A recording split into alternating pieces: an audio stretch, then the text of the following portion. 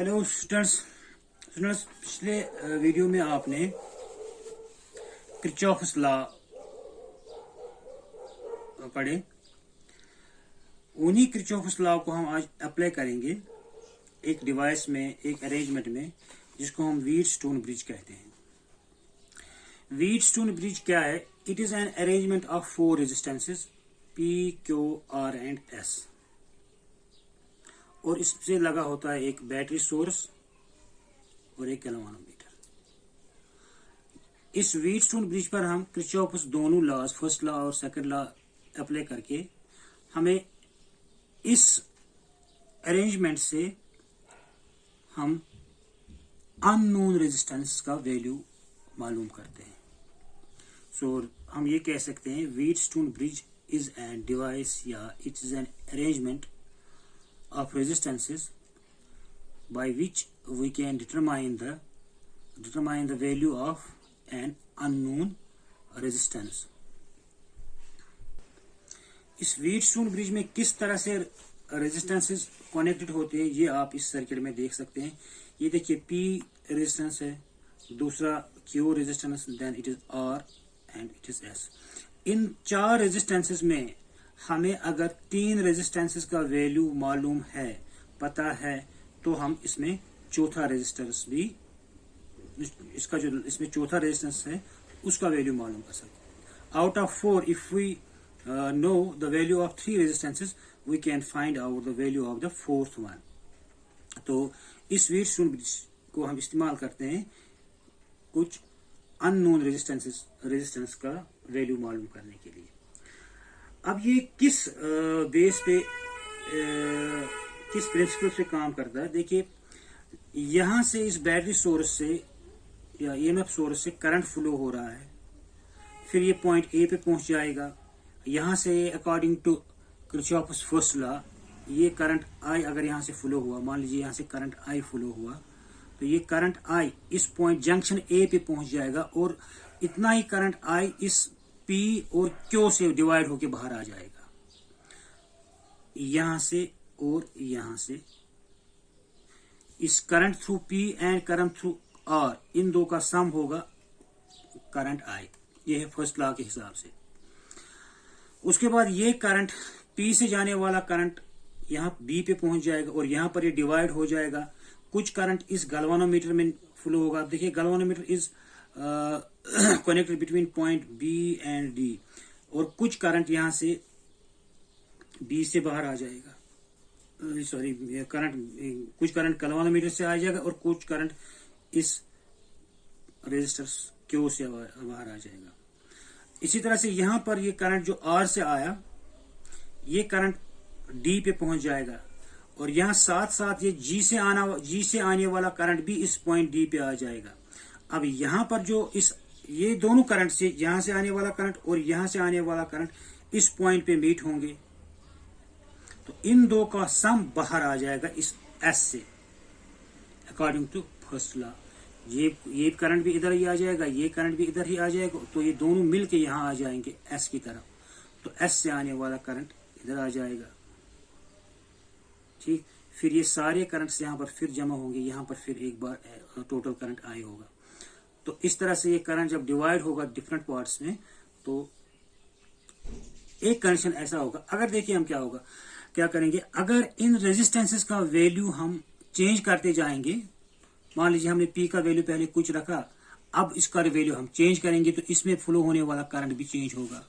इसी तरह से अगर R का वैल्यू हम कुछ चेंज कर लेंगे तो इससे आने वाला करंट भी चेंज होगा। Q का वैल्यू चेंज करेंगे तो Q से आने वाला करंट भी चेंज होगा।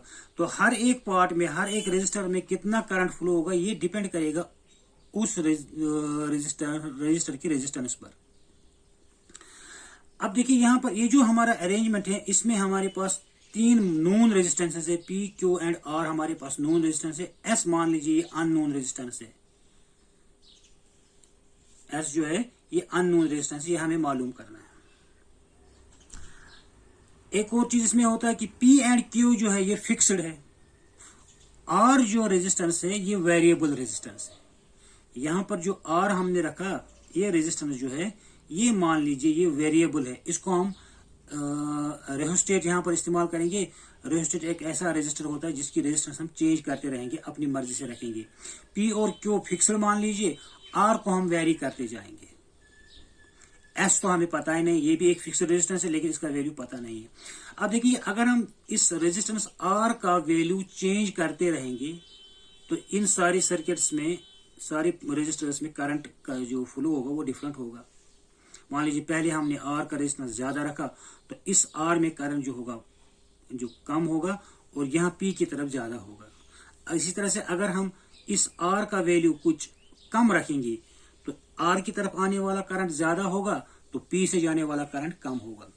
तो कहने का मतलब यह है कि इस आर का वैल्यू हम वेरी करते रहेंगे सो दैट डिफरेंट पार्ट्स में जो करंट होगा वो डिफरेंट होता जाएगा।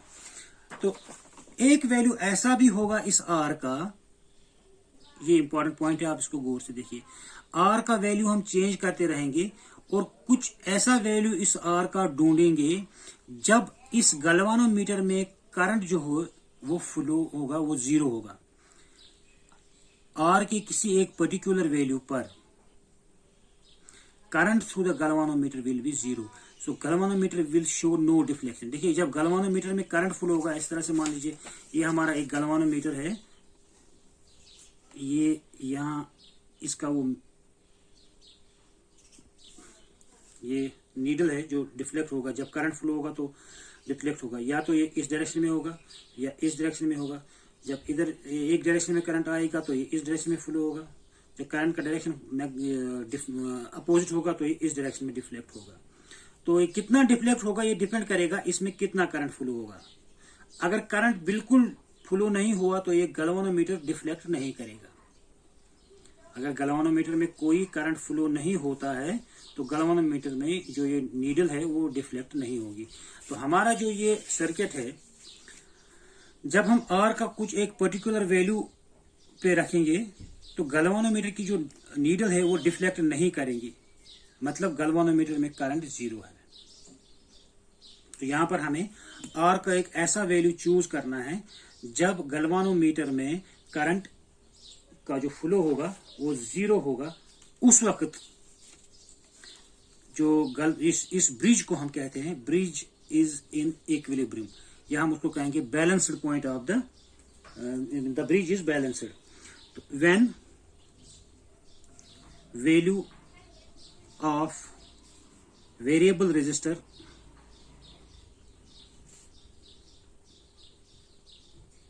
resistance R is so chosen that current through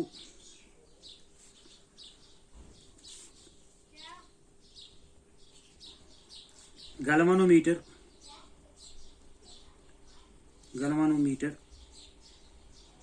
is zero, then bridge is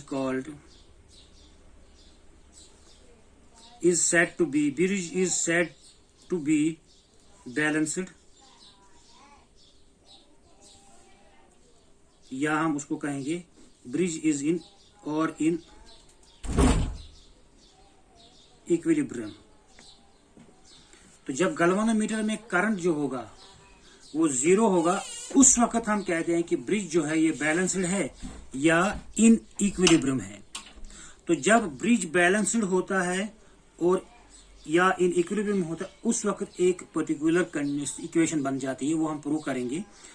equation क्या बनती है? Resistance P divide by resistance Q होता है बराबर resistance R divide by resistance S। ये कंडीशन तब, ये इक्वेशन तब पॉसिबल होता है जब गैल्वानोमीटर में जो करंट होता है वो जीरो होता है। When galvanometer shows no deflection, that means current through the galvanometer is zero, then we have an equation P by Q is equal to R by S। अब देखिए, हमें R का वैल्यू हमने चूज किया, P and Q fixed value क्या, इनका value हमें पता है, ये तीन वैल्यूज हमें पता है, तो S का वैल्यू हम निकाल सकते हैं। अब देखिए ब्रिज देखिए कैसे बैलेंस होगा, ब्रिज किस तरह से बैलेंस होगा। कि P बाई Q, जब ब्रिज बैलेंस होगा तो P by Q is equal to R by S।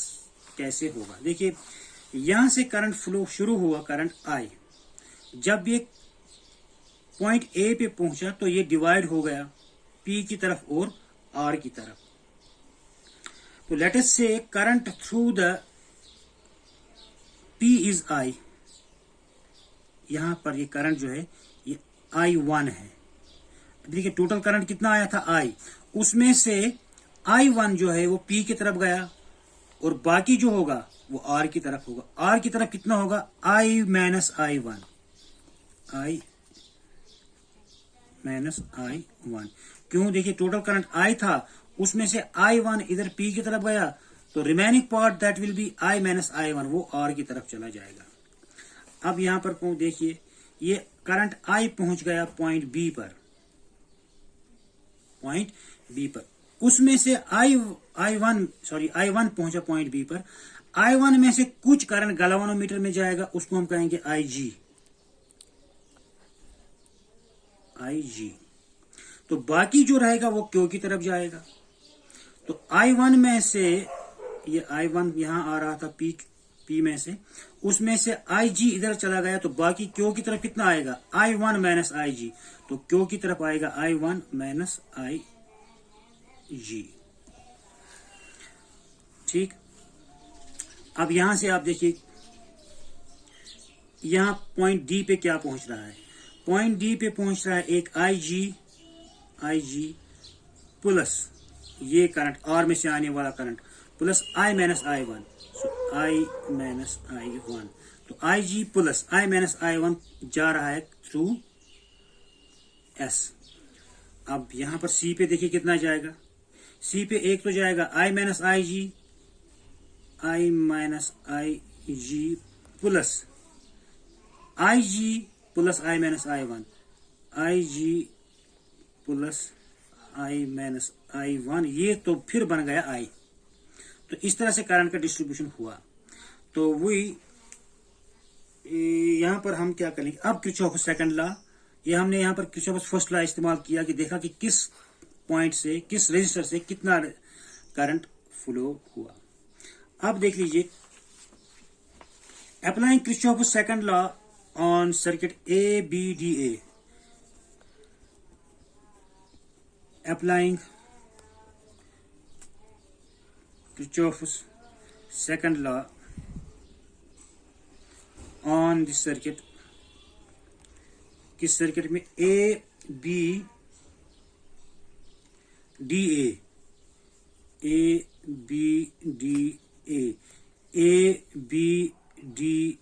इस सर्किट में देखिए, ये वाले सर्किट में। तो किरचॉफ सेकंड लॉ क्या है, इस क्लोज्ड सर्किट में जितने भी EMFs होंगे उनका सम होगा बराबर sum of the products of I and R। तो सबसे पहले देखेंगे इस सर्किट में कितने प्रोडक्ट्स होंगे I एंड R की। देखिए P है एक रेजिस्टेंस, तो P इंटू इसमें करंट हो गया, P करंट इसमें कितना है I1, तो P इंटू I1, तो लिखेंगे हम P इंटू I1 यहां पर I1 इंटू P, फिर यहां से आइए देखिए हम करंट की तरफ जाएंगे, करंट की डायरेक्शन में ही जा रहे हैं इसलिए पॉजिटिव ले रहे हैं।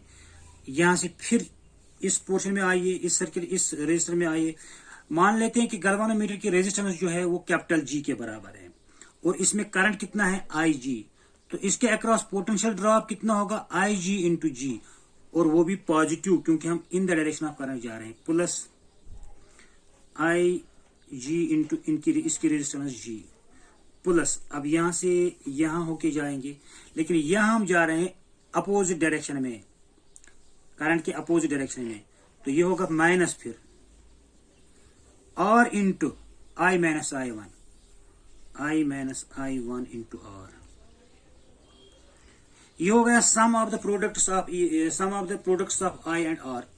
तो this should be equal to EMFs in the closed circuit. अब इस क्लोज्ड सर्किट में ABDA में कोई भी EMF सोर्स नहीं है, तो ये जीरो होगा, इज इक्वल टू जीरो। तो नाम इसका रखेंगे हम equation number 1।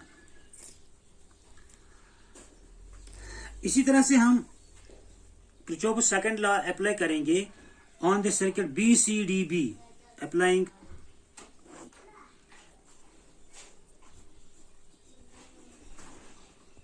second law on BCDB. जरा देखिए BCDB कहां पर है। BCDB ये वाला पोर्शन आप ले लेंगे। आप इस सर्किट में देखिए यहां से करंट आ रहा है, तो करंट कितना है I1 minus IG into Q हो गया एक पोटेंशियल ड्रॉप। फिर इधर जाइए, यहां पर माइनस आएगा क्योंकि हम इसमें करंट इतना इस डायरेक्शन में जा रहा है, हम आ रहे हैं उसके अपोजिट डायरेक्शन में, तो माइनस आएगा ये minus S into IG plus I minus I1। फिर इधर जाएंगे, यहां पर भी हम अपोजिट डायरेक्शन में जा रहे हैं, तो यहां पर क्या लिखेंगे IG इंटू G में, लेकिन माइनस।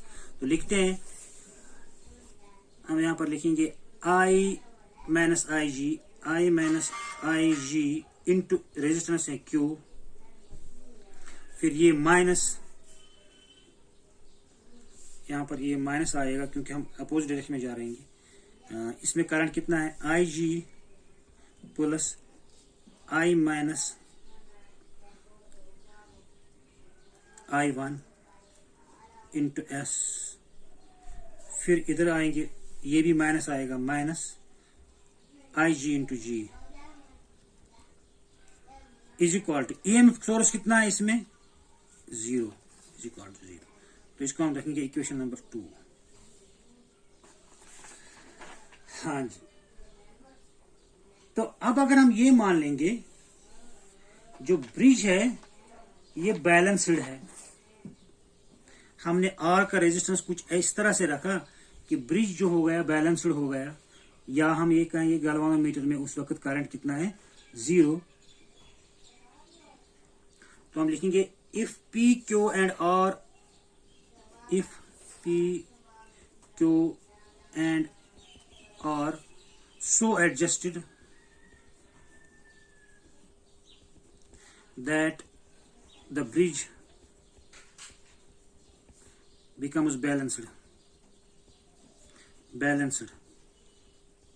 तो जब ब्रिज बैलेंस्ड हुआ तो IG जो होगा वो 0 होगा, क्योंकि करंट थ्रू द गैल्वानोमीटर 0 होगा, दैट मीन्स IG इज 0।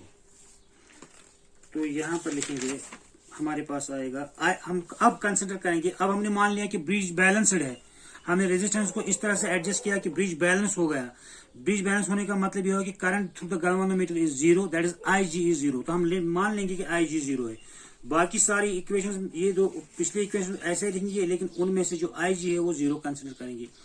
हमारा पहला आया था I1 इंटू P, तो लिखेंगे I1 into P plus I1 into P plus IG into G, IG को 0 मान लेंगे, तो IG इंटू G हो गया 0 प्लस 0। फिर माइनस आया था हमारे पास I minus I1 into R is equal to 0। ये इक्वेशन नंबर 3 मान लीजिए हम। इस तरह से इक्वेशन नंबर 2 को देख लेंगे। इक्वेशन 2 विल बिकम IG जब 0 होगा तो हमें मिलेगा I माइनस IG जब 0 होगा तो I यहां पर रहेगा खाली I, तो ये लिखेंगे हम I इंटू क्यू, हम लिखेंगे I इंटू क्यू। तो मिला हमें I1 इंटू क्यू, यहां पर ये था I1 minus IG into Q, इसमें से IG हमने 0 मान लिया तो वहां पर बच गया I1। So I1 into Q minus IG plus I minus I1। IG 0 जो है वो IG जो 0 मान लेंगे तो यहां क्या बचा I minus I1 into S, तो बन गया ये minus I minus I1 into S।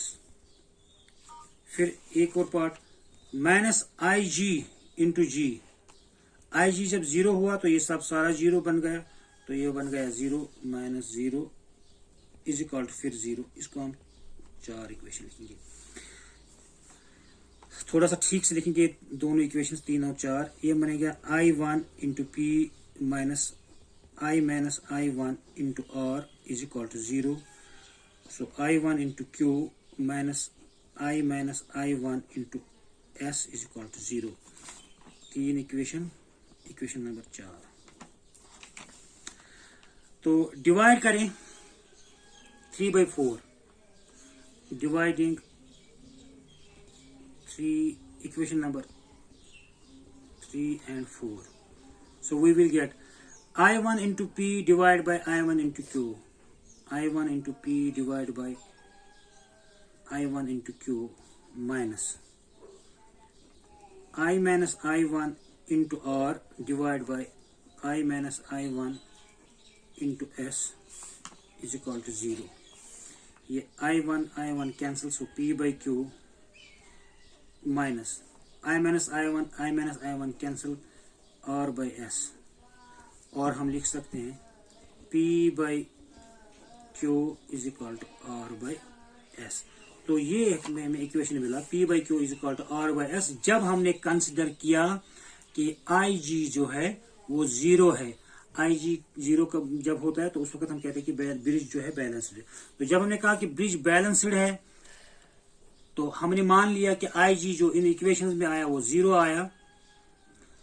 तो फिर यही इक्वेशंस जब हमने IG 0 कंसिडर किया ये बन गई, तो इनको जब हमने डिवाइड किया तो हमें मिल गया P by Q is equal to R by S। तो जब हमने मान लिया कि गैल्वेनोमीटर में करंट 0 हो रहा है यानी कि ब्रिज बैलेंस्ड है, तब P by Q is equal to R by S।